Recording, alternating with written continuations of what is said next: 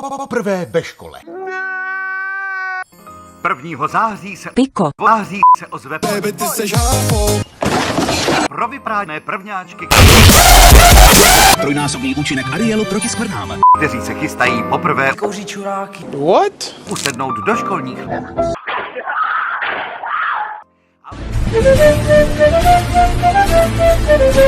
Období Surprise, motherfucker. A jenom zás.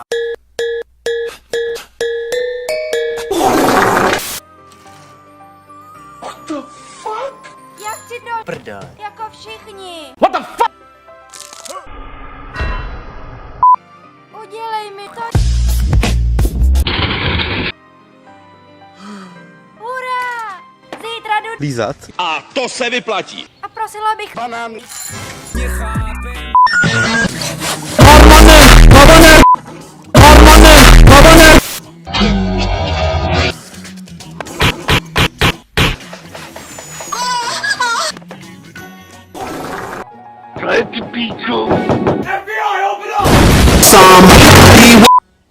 Hello, motherfucker!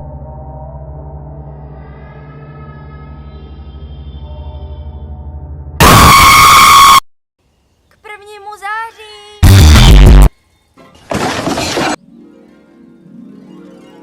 Oh my god! To je... Pane, jo, pane. Ne.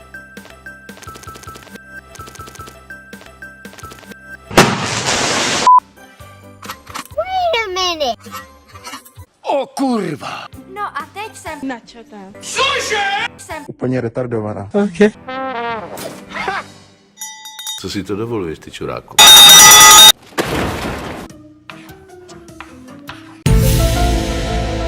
Opravdu si myslíte, že to, když Medvěd nakreslil 3 čárky, je náhoda? Mohu vás ujistit, že to opravdu náhoda není.